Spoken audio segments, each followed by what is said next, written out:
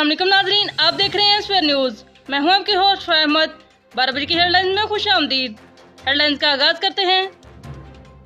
Central election में 3 दिन बाकी रह गए, जोड़ तोड़ के मुकाबले जारी हैं। खैबर पख्तूनख्वा की जमात इस्लामी ने अपोजिशन का साथ देने का अहद कर लिया और इकदाम भी कर दिए।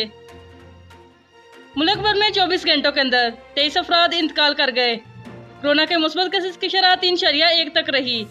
1170 नए केसेस रिपोर्ट हो चुके हैं, जबकि कोरोना की वजह से 12,890 मौत हो चुकी हैं।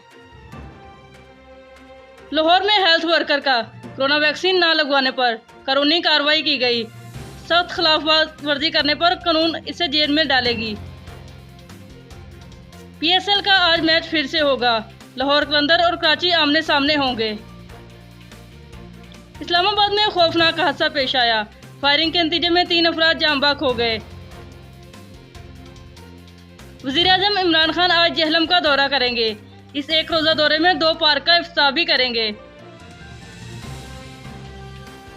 नून लीग के उम्मीदवार हमजा शहबाज को रिहाई मिल गई, जमानत पर रिहा कर दिया गया।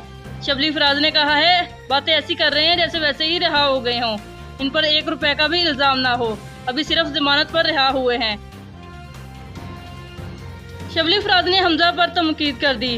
उन्होंने कहा कि मैं आपको मशवरा देता हूँ, अपने ताया जान को कहें कि मुल्क में वापस आ जाएं और जितना रुपया पैसा मुल्क का लूटा है, अवाम का लिया है, उसे भी वापस ले आएं। मरियम नवाज ने मीडिया से खिताब किया। उन्होंने कहा, लगता है लॉन्ग मार्च की जरूरत ही पेश नहीं आएगी। सेंट्रल इलेक्शन में ही हमारे उम्मीदवारों ने अच्छी कारकर्दगी दिखाई है और आगे भी हमारे ही उम्मीदवार जीतते रहेंगे। हुकूमत को घर जाना होगा।